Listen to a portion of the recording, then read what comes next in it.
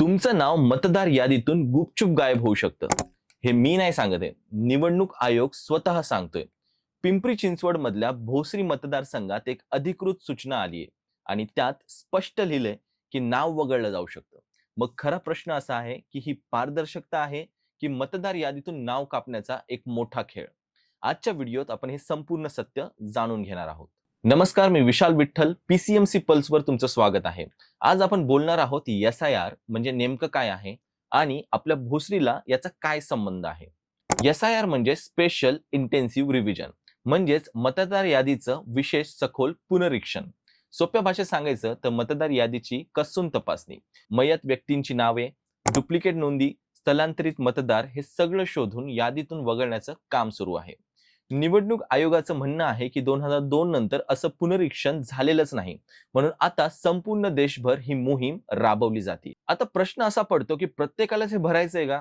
ज्यांचं नाव 2003च्या यादीत होतं त्यांना जास्त कागदपत्रे लागत नाहीत, फक्त फॉर्म भरून माहिती अपडेट करायची आहे. पण 2003 नंतर नाव जोडणाऱ्यांना जन्मतारखेचा पुरावा द्यावा लागेल. आधार कार्ड, पासपोर्ट यापैकी एक डॉक्युमेंट चालेल आणि हे सगळं पूर्णपणे मोफत आहे. आता आपण बोलूयात आपल्या भोसरी मतदारसंघाबद्दल. 2007 क्रमांकचा हा मतदार पिंपरी चिंचवडचा एक महत्वाचा भाग आहे. ज्या मतदारांनी अजून SIR प्रक्रिया केलेली नाही त्यांच्यासाठी निवडणूक आयोगाने एक QR कोड जारी केलाय. हा कोड स्कॅन करून आवश्यक माहिती भरायची आहे. त्यानंतर बूथ लेवल ऑफिसर म्हणजेच BLO पुढची कार्यवाही करतील.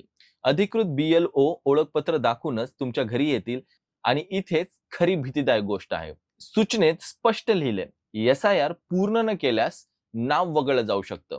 याचा सरळ अर्थ असाच आहे की मतदानाच्या दिवशी तुम्ही केंद्रावर जाल आणि तुमचं नाव यादीतच नसेल तर मतदानच करता येणार नाही. इतका मोठा हा विषय झालेला आहे. आता ही गोष्ट फक्त भोसरीपुरतीच मर्यादित आहे का? तर नाही. हा वाद संपूर्ण देशभर गाजतोय. सगळ्यात आधी बिहारमध्ये ही मोहीम राबवली गेली होती आणि तिथे तब्बल 65 लाख नावं यादीतून वगळली गेली आहेत. पश्चिम बंगालमध्ये मुख्यमंत्री ममता बॅनर्जी यांनी थेट आरोप केलाय. 58 लाख नावं बेकायदेशीरपणे वगळल्याचा दावा त्यांनी केला आहे. देशभरातून मिळून जवळपास 6 कोटी नावं यादीतून कमी झाली आहेत. 23 विरोधी पक्षांनी एकत्र येऊन सरन्यायाधीशांना पत्र लिहिले. भाजपला फायदा व्हावा म्हणून यादीत फेरफार होते असा त्यांनी आरोप केलेला आहे. तामिळनाडूचे मुख्यमंत्री MK स्टॅलिन यांनी तर स्पष्ट म्हटलंय की ही मोहीम म्हणजे खऱ्या मतदारांची नावं वगळण्याचा डाव आहे. पण दुसरी बाजू देखील तितकीच महत्वाची आहे. निवडणूक आयोगाची भूमिका अगदी स्पष्ट आहे. कुठलाही पात्र मतदार वगळला जाणार नाही असं आयोगाचं म्हणणं आहे. मुख्यमंत्री देवेंद्र फडणवीस यांनी या मोहिमेचं स्वागत केलंय. गेली 10 वर्ष मी यासाठी आग्रह धरत होतो असं ते म्हणाले आणि सर्वोच्च न्यायालयाने देखील यावर महत्वाचा निकाल दिलाय. SIR मोहीम पूर्णपणे वैध आणि घटनात्मक असल्याचं कोर्टाने सांगितलंय. मागच्या दाराने नागरिकत्व तपासणी हा आरोप कोर्टाने फेटाळला. म्हणजेच कायदेशीर दृष्ट्या ही मोहीम सध्या तरी थांबणार नाहीये. आता महाराष्ट्रातलं वेळापत्रक थोडक्यात पाहूयात.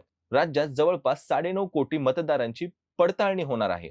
पावसामुळे निवडणूक आयोगाने सुधारित वेळापत्रक जाहीर केले. BLO घरोघरी जाऊन 30 जून ते 8 ऑगस्ट सर्वेक्षण करतील हरकतींसाठी. 17 ऑगस्ट ते 15 ऑक्टोबर ही मुदत असेल. अंतिम मतदार यादी 19 ऑक्टोबर रोजी प्रसिद्ध होईल. काँग्रेसने मात्र ही मोहीम महिनाभर पुढे ढकलण्यासाठी मागणी केली आहे, कारण याच काळात आषाढी वारी सुरू होणार आहे. लाखो वारकरी गावाबाहेर असताना नाव वगळली जातील अशी त्यांची भीती त्यांनी व्यक्त केलेली आहे. जर तुमचं नाव चुकून वगळलं गेलेलं असेल तर घाबरण्याचं काहीही कारण नाही. तुम्ही जिल्हाधिकाऱ्यांकडे 15 दिवसात हरकत नोंदवू शकतात. समाधान न झाल्यास मुख्य निवडणूक अधिकाऱ्यांकडे 30 दिवसात दुसरं अपील देखील करता येतं. तर मंडळी, आता खरा मुद्दा काय आहे? वाद कुठलाही असो, तुमच्या मतदानाचा हक्क तुमच्या हातात आहे. जर तुम्ही भोसरी मतदारसंघातले असाल आणि अजून SIR केलेलं नसेल तर वेळ न घालवता स्क्रीनवरचा QR कोड स्कॅन करा आणि तुमची माहिती भरा, कारण एकदा का नाव वगळलं की परत मिळवणं कठीण जातं. हा एक छोटासा प्रयत्न तुमची लोकशाही मजबूत करेल. तेव्हा मला कमेंटमध्ये सांगा, तुम्हाला काय वाटतं? ही खरंच पारदर्शकतेसाठी मोहीम आहे की मतदार वगळण्याचा डाव आहे? तुमचं मत महत्वाचं आहे. व्हिडिओ आवडला असेल तर लाईक आणि शेअर नक्की करा. PCM पल्स सोबत जोडलेले राहा.